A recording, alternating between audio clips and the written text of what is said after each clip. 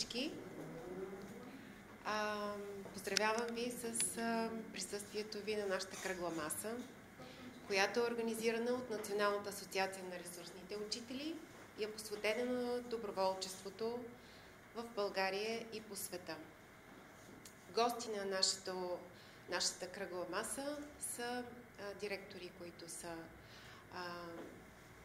директори на училища, в които доброволците участват, като подпомагат дейността на ресурсните учители, директора на ресурсния център, наши колеги, които участват в дейностите ни по европейският проект, както и менторите и самите доброволки от нашия проект. Това е вторият ни проект по програма Erasmus+ и е посветено на Европейската доброволческа служба. Доброволчеството е много специална дейност за Националната асоциация на ресурсните учители и по принцип преди 3 години спечелихме един проект Екогрант на МТЕЛ, чрез който успяхме да реализираме проект за биоградинка. Този проект все още продължава да действа благодарение на доброволческия труд на нашите ресурсни учители и частично и с доброволческите включвания на ученици, които са при нас на обучение в ресурсния център, имам предвид. Нашият проект всъщност се реализира с доброволки от Латвия, Германия, Испания и Армения. Координатор на проекта е Петя Петрова, която ще ви запознае с подробности и с реализирането на самият проект.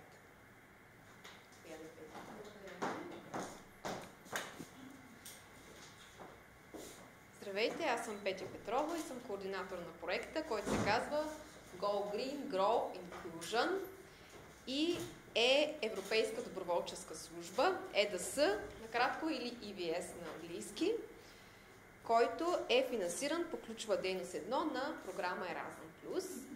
Проектът ни е с продължителност 1 година, като дейностите ни продължават 10 месеца с доброволците. Партнираме си с 4 организации от Европа, от Германия, Латвия, Армения, Испания.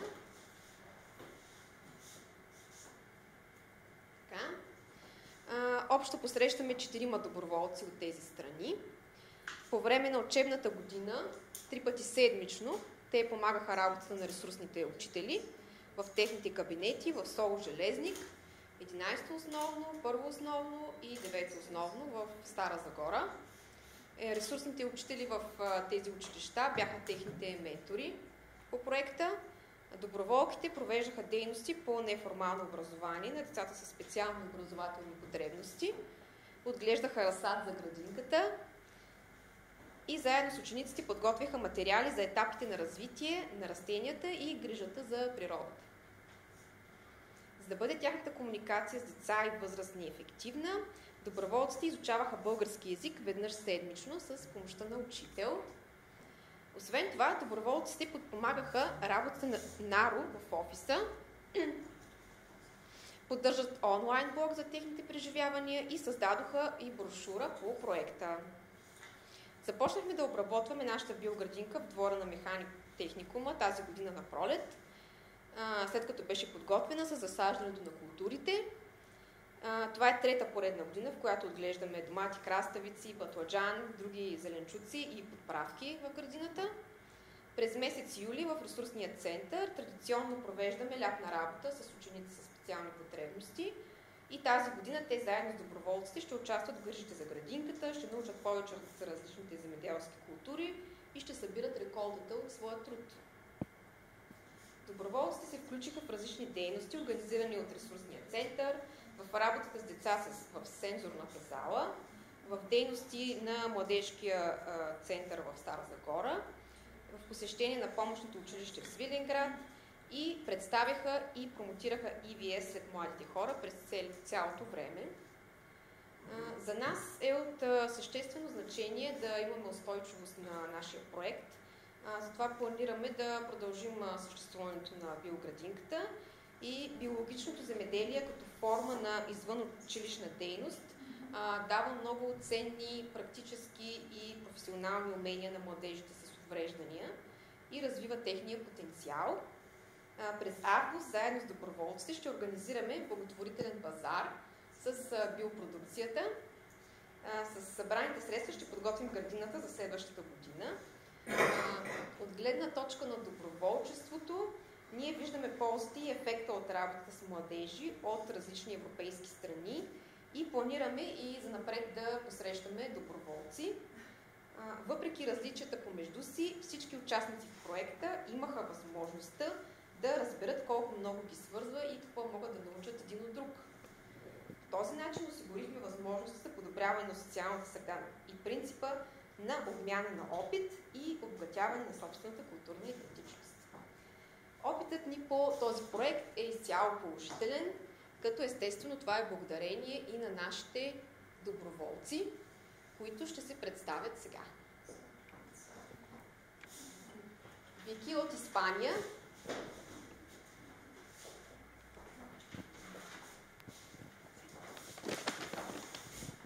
Здравейте, аз се казвам Виктория, аз съм от Испания и съм на 23 години. Преди да дойда в България, учих се учител, който да се занимава деца с специални нужди, начално училище. Гледат като завърши училище, моята страна, аз прекарах 9 месеца в Ирландия. Когато се върна в Испания, видях този проект, който е трясно свързан с това, което си учила и където бих смоля да продължа да се уча. За това реших да дойда в България и имах късмет да съм тук.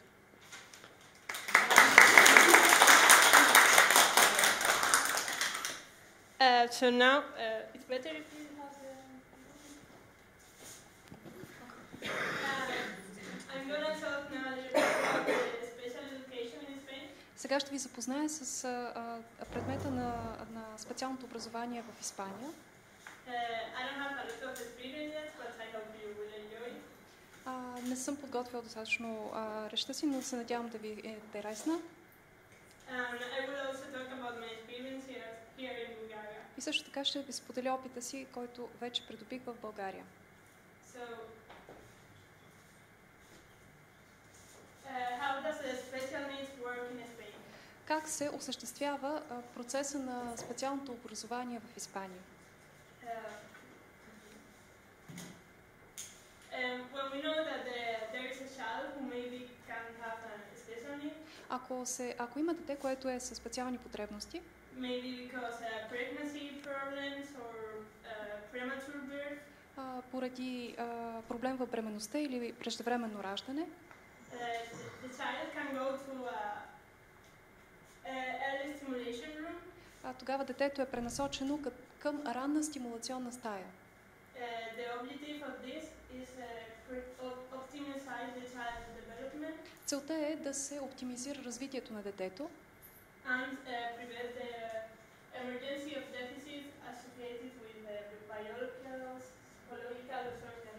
И да се предотврати появата на дефицити, свързани с биологични, психологични или социални рискове. The therapy there is with babies.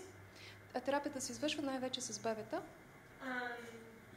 It was not very common some years ago, but the parents are who have to decide they want to bring the child there or not because it's not inside the educational system. Okay. То не е било достатъчно популярно доскоро, но сега зависи от родителите, които сами решават дали да оставят детето си да бъде обучавано по този начин, да бъде третирано. Then we have three types of school. Имаме три вида училища. The ordinary school. Обикновеното училище Have three big periods. Има 3 етапа. The childhood education is for child from Предучилищно образование 3 to 5 years за old. деца от 3 до 5 години. The primary education is for child from 6 to 12 years old. Основното образование, което е за деца от 6 до 12 години. And the secondary education is from 12 to 16 years old. И разбира се, гимназиалното образование е за деца от 12 до 16 години. In case that there is a child who has a special need, the school will conduct an evaluation of the child.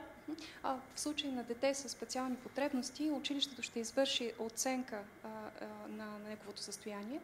And then they will choose the best program for the child to cover the necessities. И ще избере подходящата програма, която да отговори на потребностите на това дете. And a curricular adaptation if it's necessary. И да се нагоди и самата учебна програма, ако е необходимо. So the child can go to an ordinary classroom, and the specialist can come inside the classroom. This is very similar to Bulgaria. И така едно дете може да отиде в обикновена класна стая, традиционна класна стая. То прилича на процес, който се извършва в България. Also, the child can go only with the specialist in the. Или може да бъде отделено в специално пригодено за целта кабинет, може би. So this individual attention, and if the specialist is inside. And in the special needs school, В специалното училище the child go there only if their necessities can be covered in the ordinary school. Детето бива пращано на специално училище само ако в обикновеното училище не могат да отговорят на неговите потребности. This school have more adapted and specific material than the ordinary. Специалните училища имат специализирани условия, които се различават от обикновените училища. And the child can go there from 3 years old to 21. И може да остане там от 3 до 21 годишна възраст. The opportunities are to identity and personal autonomy, and also knowledge of the environment and communication and representation. Така, целите, които се поставят това специално училище, е да работи върху идентичността и личната независимост на детето, да го научи да познава и да опознава своята околна среда, да общува и да се представя. After the special needs school, the child have the opportunity to join to a program. След специалното училище, детето получава възможност да се включи към към обучителни програми, които представляват прехода към към живота им като възрастни. These programs are focused in labor skill, and the child can learn how to develop a job there. Това обучение, по-скоро тази програма, се концентрира върху специфични умения, които ще помогнат на възрастния човек да си намери работа.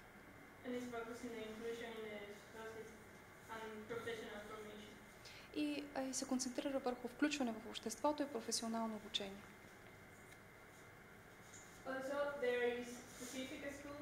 Така че специалните училища, като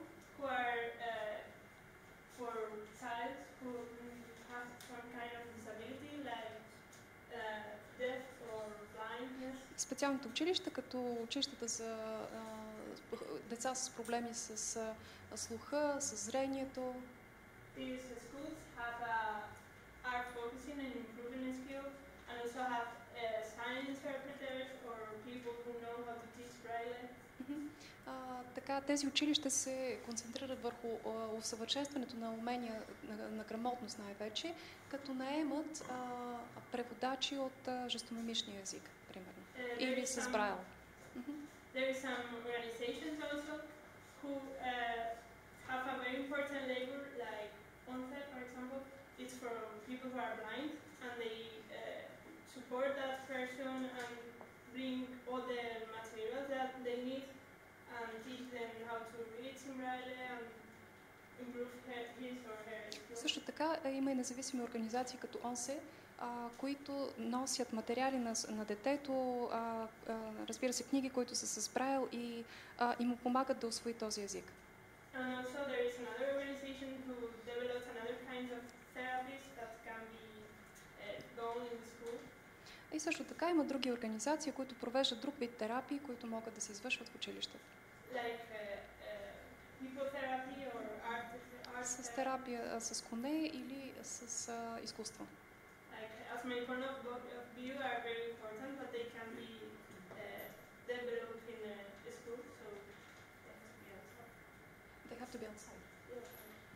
not in the school. Но тези програми трябва да се извършат извън сградата на училището, извън пределите дори на кампуса понякога. That's my Bulgarian experience. Това е моят български опит. I have developed here a lot of skills. I have improved more about staying with child with special needs. Тук аз усъвършенствах някои от уменията си, например, как да общувам с деца със специални потребности. I think it's been a very useful experience for me. Това беше много полезен опит за мен. I have also learned a lot of things. I would like to sometimes do more, but it's not easy because of the language. Понякога исках да правя допълнително неща, но не ми беше достатъчно лесно, защото не владеех достатъчно добре езика. But anyway, I have a very, very good time and I think it's a very useful experience for me. Но аз се чувствах добре тук и опитът определено ми беше полезен. Thank you for this time here. Да, благодаря ви много.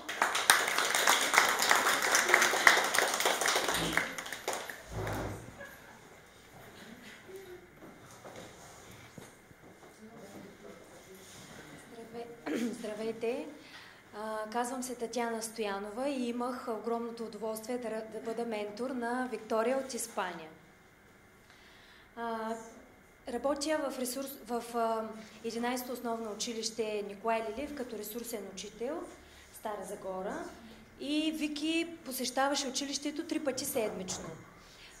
Когато разбрах, че освен всичко друго, тя е и специален педагог, за мен беше огромна радост, защото очакванията, които имах към нея, се сбъднаха относно това, че със сигурност тя ще има отношение към децата, ще ги обича и ще осъществи добри контакти с тях. По време на неформалната учебна дейност Вики участваше активно в нашата съвместна работа. Включваше се по заниманията по арт-терапия, математика, изобразително изкуство, пяхме песни, играеха на детски занимателни игри, като детски боулинг, домино, мемори игри и още много други дейности.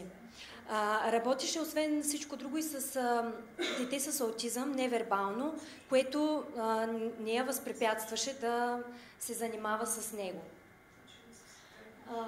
Освен това, осъществихме и интеркултурно взаимодействие с всички доброволци. Те активно пътуваха през всичките тези месеци от проекта и разглеждаха забележителности на България, включиха се в много от празниците на България, Бъдни вечер, Коледа, Баба Марта, 3 март, Великденските празници. Осъществявахме въркшопове за изработване на мартинички. Посетиха и празника на розата в Казанлък.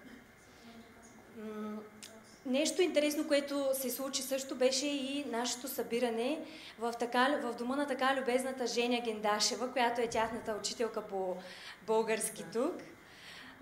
Там всеки от нас донесе по едно ястие, характерно за своята страна, и така имахме възможността да направим една дегустация на различни вкусове от различните страни. Относно същността на проекта Биоземеделието в ресурсния кабинет, започнахме към края на февруари да подготвяме саксии и съдове, където ще посадим семенцата. С активното участие, разбира се, на децата. посадихме ги, те ги поливаха, с голямо желание следиха тяхното развитие. След това пикирахме там, където имаше нужда и на пролет ги прехвърлихме, преместихме и посадихме в биоградинката зад ресурсния център.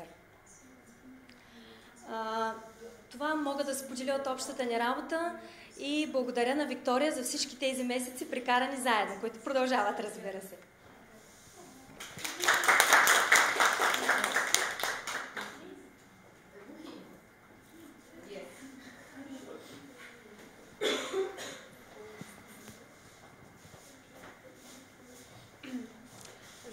Здравейте, аз съм Тагухи, едно арменско момиче, далечна съседка и близка роднина на България. Идвам от културна и древен център Ереван, на 25 години съм. Дойдох в България, където доброволствам НАРУ, като част от ЕДС. Преди съм работила в банка, а след това като чететоводител. Едновременно с това моите продължителни работни дни бяха изпълнени и с игри с племенничката ми. Аз доброволствах в първо училище, където работех най-вече с деца сираци. Те се нуждаеха най-вече от внимание и грижа. Основен това, всеки ден имах удоволствието да посветя един час на две много чувствителни деца с аутизм.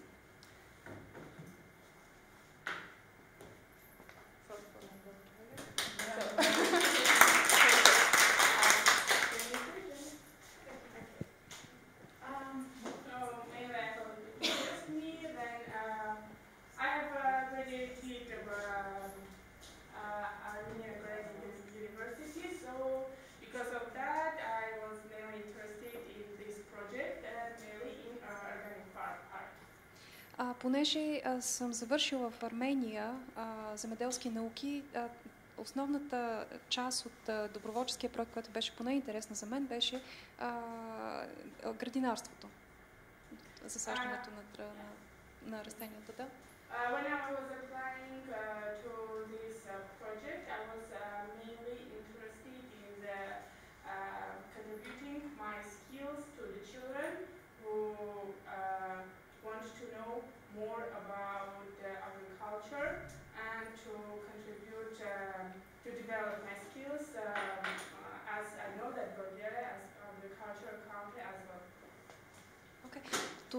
Когато кандидатствах, исках да обвържа кариерата си с опита си тук и исках да предам на децата, с които общувах, някои умения за градинарството, за земеделието, както и на хора, които се интересуват от това, за да разберат повече за арменския ми опит.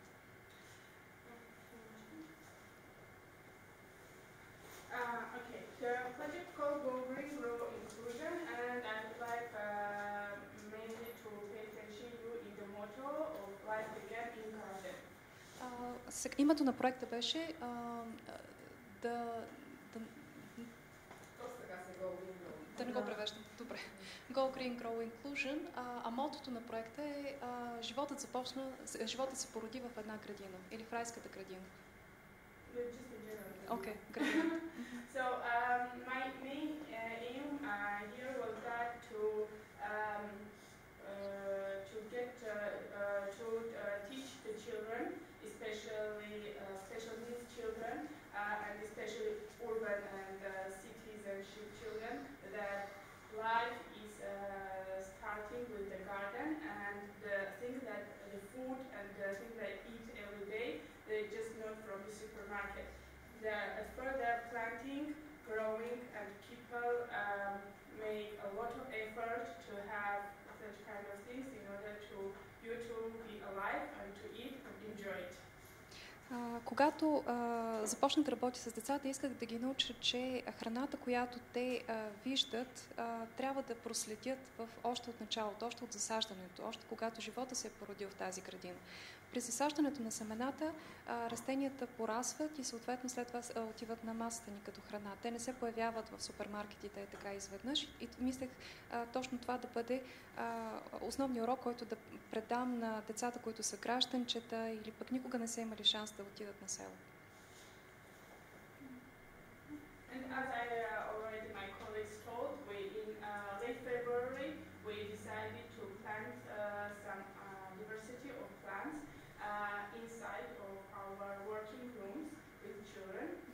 В февруари месец с моите приятелки, също доброволки, решихме да засадим разсад в класните стаи при децата, с които работихме.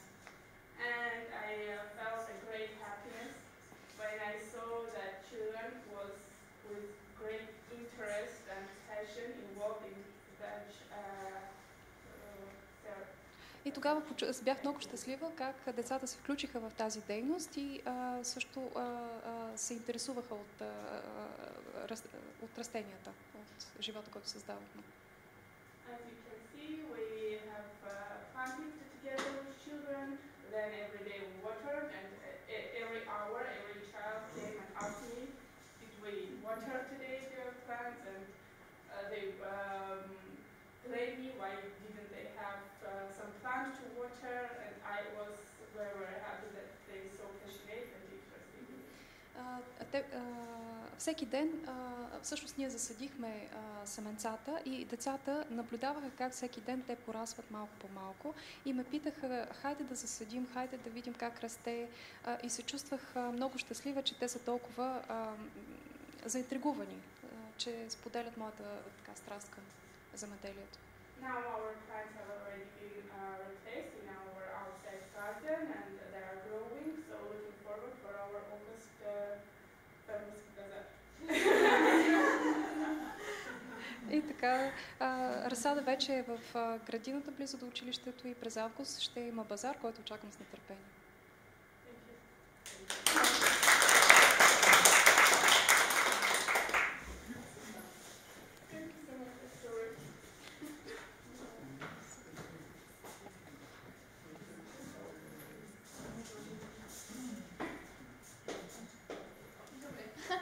Здравейте на всички!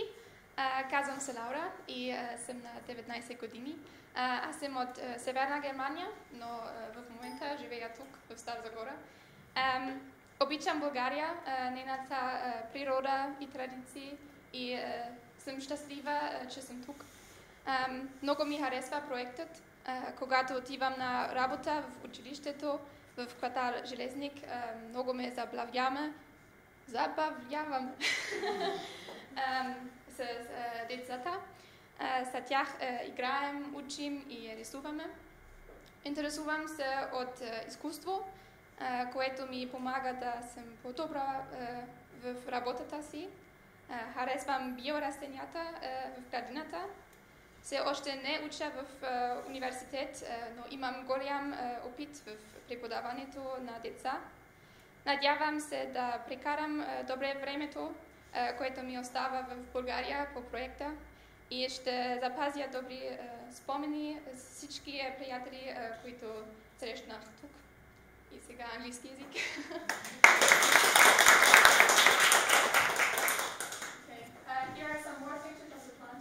Това ето още няколко снимки на самото засаждане.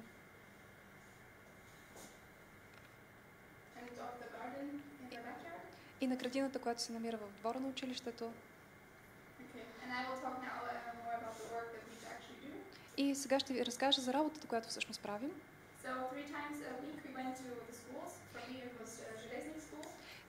Три пъти в седмицата ние бяхме в училищата, поне при мен беше училището в Железник.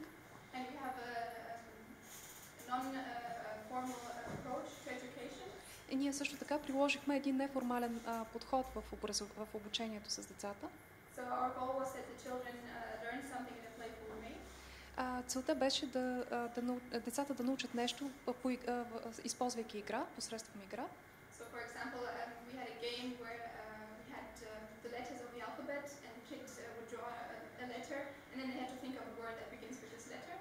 Една от игрите беше, като използваме буквичките от азбуката, помолихме децата да си изтеглят една от тях и да кажат дума, която започва с тази буква.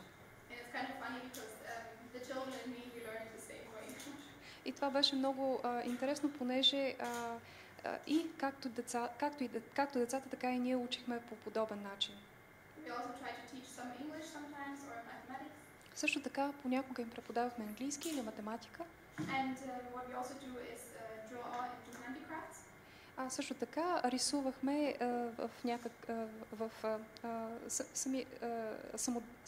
изделия, които правихме като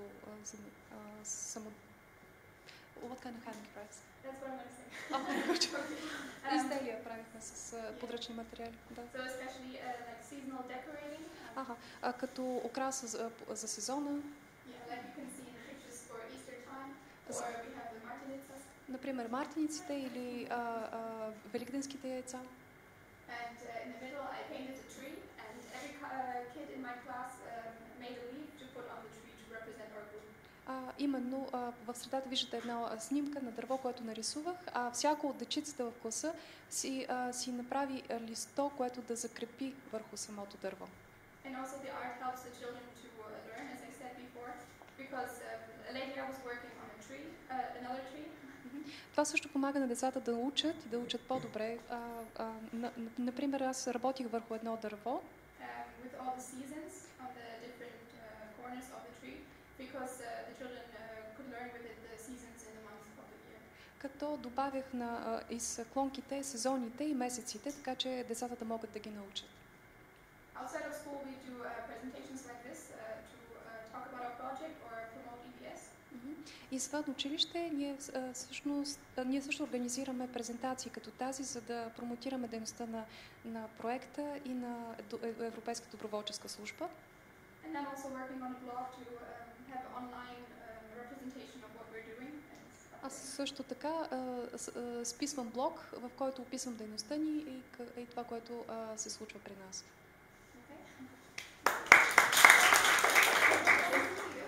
Yes, of course. Now I'd like to talk shortly about EBS because it has special trainings. И сега искам да ви представя от Европейската доброволческа служба и специалните обучения, които проведоха с нас. So we have one meeting of all the volunteers that are in Bulgaria from all over Europe. Имаше една среща на всички доброволци в Европа. And the first one was in January and was in Varna. Първата беше в Варна през януари. And we talked about many things. We discussed, we thought about how we could deal with problems or difficult situations. И там дискутирахме различни начини да се справяме с проблеми или трудни ситуации. We learned about Bulgaria and about our other cultures. Научихме много за България и за другите култури. And we made many small projects and grew very close as a group, and yeah, we had productive days. И направихме няколко проекта, така както работихме в затворена група и беше доста продуктивна нашата работа. And also in the middle of the whole EBS day, there is another training called midterm training. И някъде по средата на този период, който ние отслужваме като доброволци, имаше обучение по средата на престоя. And we share our experience and do evaluations, what has changed and what is happening. Където споделяме впечатления за това какво се е случило и как се развиваме. So this is the framework of EBS. Това е рамката на Европейската доброволческа служба.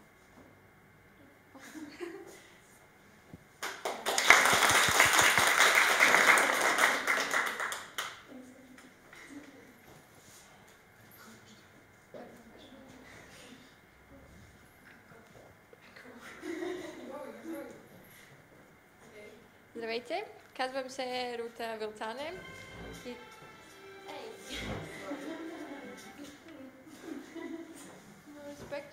Казвам се Рута Вилцане, работя и като доброволка от EBS в Нару.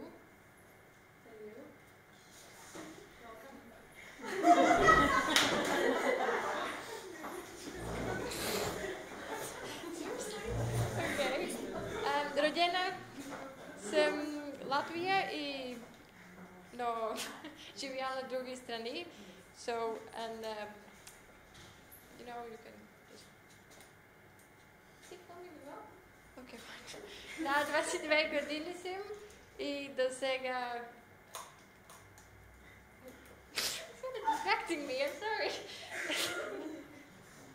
It's just like in a bunch of same...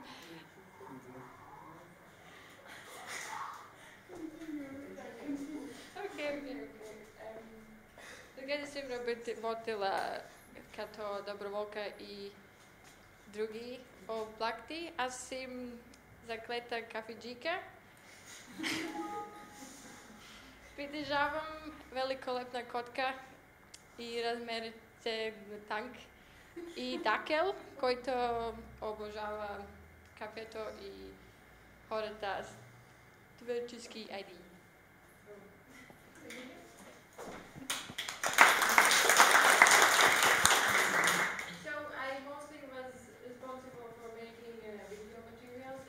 Така че моята задача в проекта беше да заснемам видеофилми и да заснимам с фотоапарат.